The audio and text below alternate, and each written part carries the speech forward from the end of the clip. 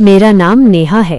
कभी मैंने नहीं सोचा था कि जिस घर में मैं दुल्हन बनकर आई थी वही घर मेरी जिंदगी का सबसे गहरा रहस्य बन जाएगा। लोग कहते हैं नियति का खेल कोई नहीं समझ सकता, पर मैं कहती हूँ कभी कभी नियति नहीं बल्कि इंसान ही अपनी किस्मत लिखता है। और मेरे जीवन में वह इंसान था रोहन।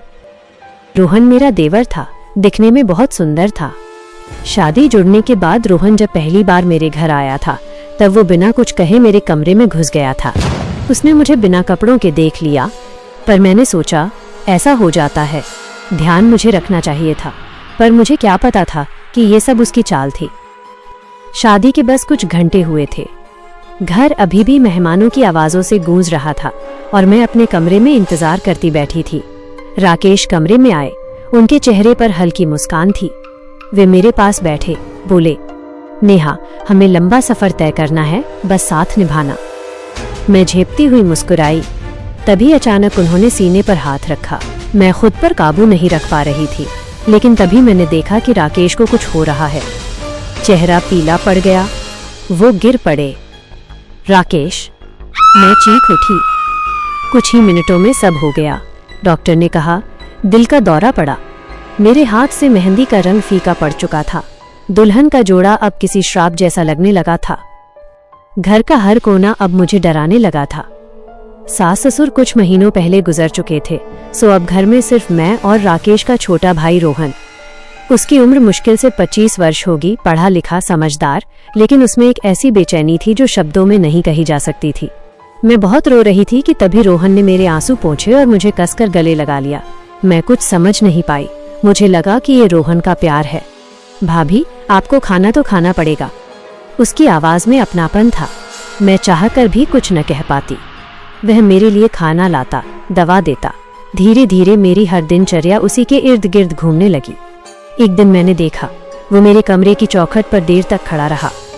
उसकी नजरें अब वैसी नहीं रही थीं जैसी पहले थीं।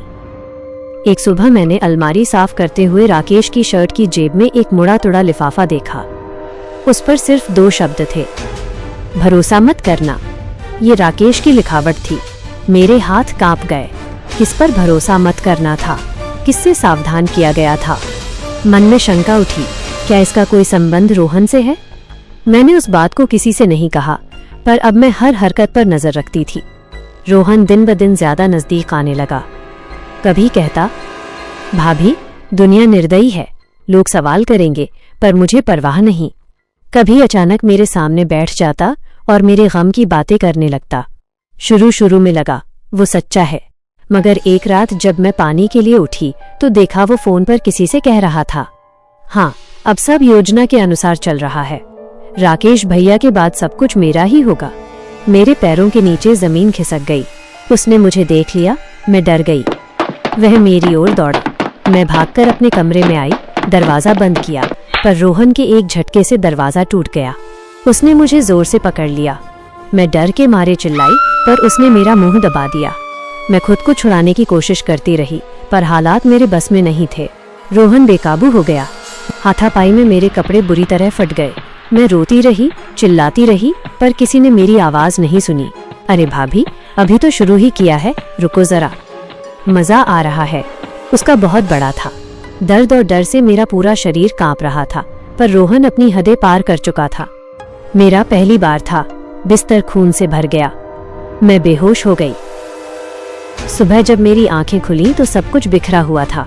मैं धीरे धीरे उठी, पर शरीर में इतनी कमजोरी थी कि चलना भी मुश्किल लग रहा था। मन में डर और दर्द दोनों एक साथ उमड़ रहे थे। अब मुझे यकीन हो गया कि राकेश की मौत हादसा नहीं थी, पर सबूत कहाँ से लाऊं? मैंने चुपचाप राकेश के पुराने कागजात खंगाले। एक नोट मिला, रोहन से बचकर रहना, ये कुछ भी कर सकता है। रोहन को निवेश करने मत देना, वो खतरा उठा रहा है। उस नोट की तारीख शादी से एक दिन पहले की थी। अब मुझे हर टुकड़ा जुड़ता दिखने लगा। शायद राकेश को अपने भाई की चाल का अंदाजा हो गया था, पर मैं अकेली, असहाय और विधवा स्त्री किस पर भरोसा करती। दूसरी रात फिर वो नशे में घर आया। उसकी आंखों में नशा और गुस्सा दोनों थे। उसने अपनी सीमाएं भुला दी और मैं चाहकर भी कुछ नहीं कर सकी। बस खामोश आंसू मेरी आंखों से बहते रहे। उसका इतना बड़ा था कि मानो मेरी सांसें थम गई। कुछ हफ्तों बाद रोहन ने मेरे सामने प्रस्ताव रखा। भाभी, समाज आपको वैसे भी चैन से नहीं जीने देगा। अगर आप चाहें तो हम दोनों साथ रह सकते हैं। शादी कर लेते हैं। मैं अवाक रह गई। क्या तुम पागल हो गए हो? वह शांत मुस्कुराया। नहीं, ये घर, ये जमीन किसी का तो होना चाहिए और मैं आपको भी नहीं छोड़ना चाहता। मुझे अब समझ नहीं आ रहा था कि डरूं या घृणा करूं। खेल उल्टा पड़ चुका था। मैंने बाहर से कुछ नहीं कहा, बस उसकी हर गतिविधि पर चुपचाप नजर रखी। एक दिन उसकी अलमारी में एक दवा की शीशी मिली। पोटेशियम साइनाइड प्रयोग से पहले विशेषज्ञ की सलाह आवश्यक। मेरी सांसें थम गईं। यही जहर तो इंसान के दिल को रोक देता है, जैसे अचानक हार्ट अटैक। मुझे पूरा सच समझ आ गया।